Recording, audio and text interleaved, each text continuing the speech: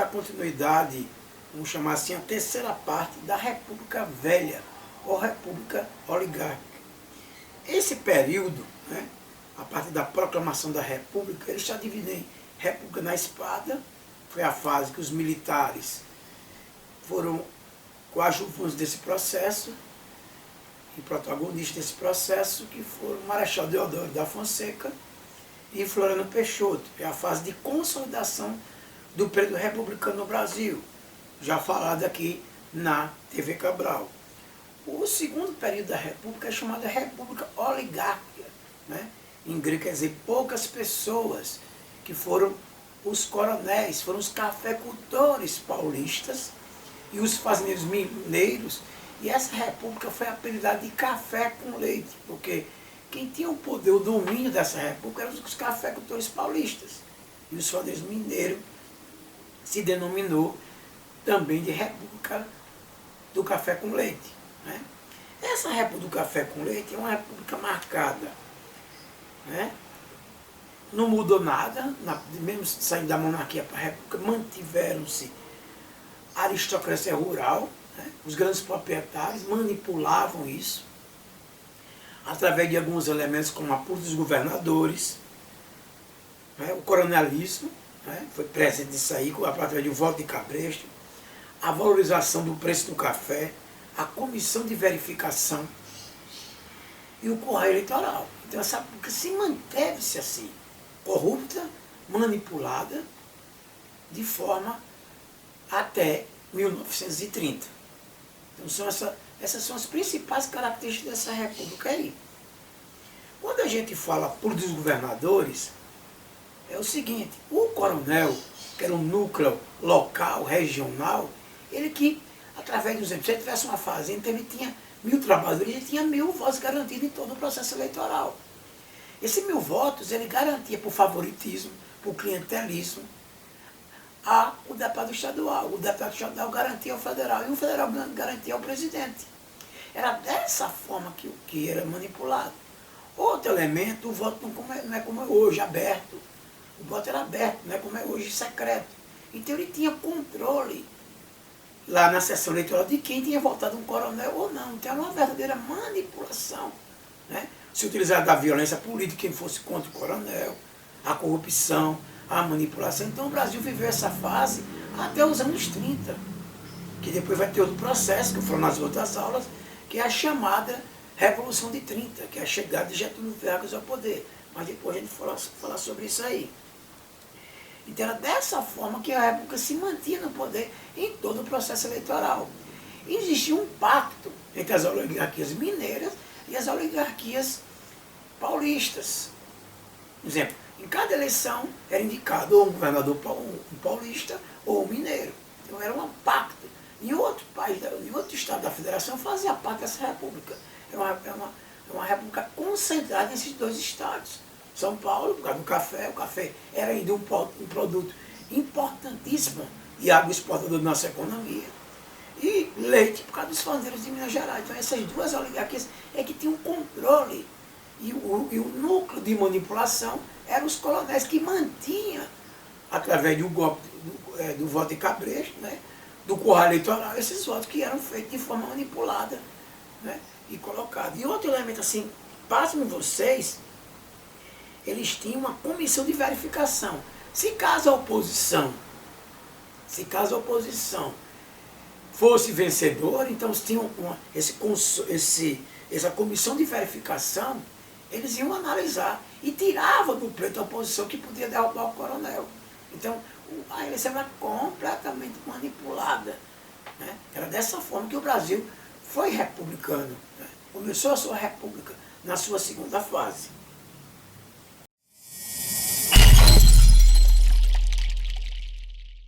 Vamos elencar agora os principais presidentes e suas características, os presidentes que governaram a República Oligárquica, ou República Velha, ou a República Café com Leite.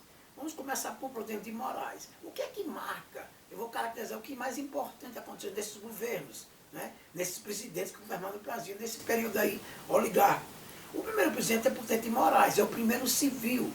Ele vai suceder, no caso, Floriano Peixoto, porque a fase de Floriano Peixoto é a fase de consolidação. Vamos dizer assim, eles vão limpar o terreno das ameaças pró-monarquista, de Custódio de Melo, da revolta armada. Então, o primeiro civil paulista é Prudente de Moraes, ele representa as oligarquias paulistas. E assim que inicia o governo dele, estoura uma revolta de caráter popular, que eu já falei em aulas passadas, que é a revolta de Canudos. É o que marca o governo dele, né?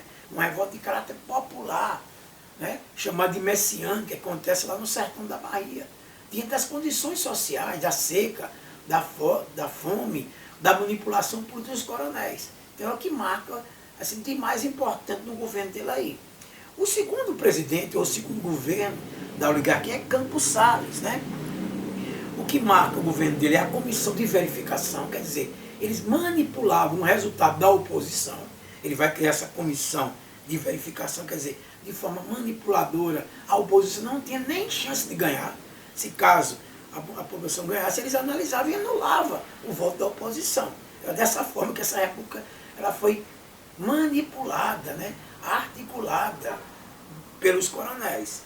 E outro fator que marca Campos Salles é o de endividamento externo. O Brasil vai entrar numa dívida externa enorme, né? Pedindo empréstimos, créditos à Inglaterra. É o que marca, assim, o que tem mais interessante. Depois você se aprofunda aí sobre o governo de Campos Salles. O segundo governo é o governo de Rodrigues Alves, né? O que é que marca Rodrigues Alves, né? Rodrigues Alves é marcado por um fenômeno interessante chamado revolta da vacina. O que é que aconteceu? Como acontece hoje no Brasil, né? Nós temos diante de uma pandemia, né? Nós temos a febre amarela, nós temos várias doenças que hoje que acometem o Brasil atualmente. E nessa época, o Rio ele foi vítima de uma varíola da febre amarela. Então o governo contratou Oswaldo Cruz. E Oswaldo fez um grande trabalho, que era vacinar as populações que estavam afetadas na capital do Rio de Janeiro pelas condições de higiene, as condições de saneamento que eram horríveis. Nada errado da proposta de Oswaldo Cruz. O problema é que a polícia, junto com os sanitaristas, invadia a casa do povo. As pessoas eram obrigadas a tomar vacina. De forma truculenta, a polícia derrubava as portas, invadia as casas do povo e as pessoas eram obrigadas a se vacinarem. Então esse elemento aí criou uma revolta, uma geriza da população que fugiu das pessoas da saúde pública que tentavam vacinar de forma autoritária as pessoas. Diante disso também, o prefeito do Rio de Janeiro, que era Pereira Passa, ele fez uma reforma urbana no Rio de Janeiro. O problema é que essa reforma urbana, ela derrubou as casas das pessoas mais humildes, dos pescadores que habitavam a orla marítima do Rio de Janeiro. Hoje, quem mora na orla, né, é a classe média, a burguesia, que as grandes mansões na orla marítima. Mas na época eram os pescadores, eram as pessoas humildes que viviam na orla marítima. Então, Pereira Passa botou o tal do bota abaixo e derrubou as casas dos mais humildes, dos mais pobres do Rio de Janeiro. Isso criou uma revolta, uma comoção social. Juntou essa questão social, essa revolta social, junto com a imposição que a polícia fazia para pessoal também, isso gerou um caos, uma revolta social no Rio de Janeiro. Aí na TV Cabral tem um vídeo aprofundando mais essa revolta. Então foi uma revolta que marcou o governo de Rodrigues Alves. E outro detalhe é a política de valorização do preço do café. Quer dizer, os próprios cafeicultores, que eles eram, a maioria de todos os presidentes eram cafeicultores, eles faziam o quê? Davam um subsídio para salvar o valor do café. O governo comprava os estoques para eles não perderem o dinheiro no mercado internacional. Isso foi uma política de subsídio, quer dizer, os próprios governadores valorizaram o produto, porque eles eram os próprios cafeicultores aí, que é a política de valorização do preço do café, é o que marca a revolta da vacina e essa questão do governo Rodrigues Alves aí. O outro governo é o governo de Nilo Peçanha. O que é que marca? Que não tem muita coisa interessante. Na verdade, quem assumiu era Afonso Pena, morreu. E quem assumiu foi Nilo Peçanha, que era o vice dele. E o que é que marca aí?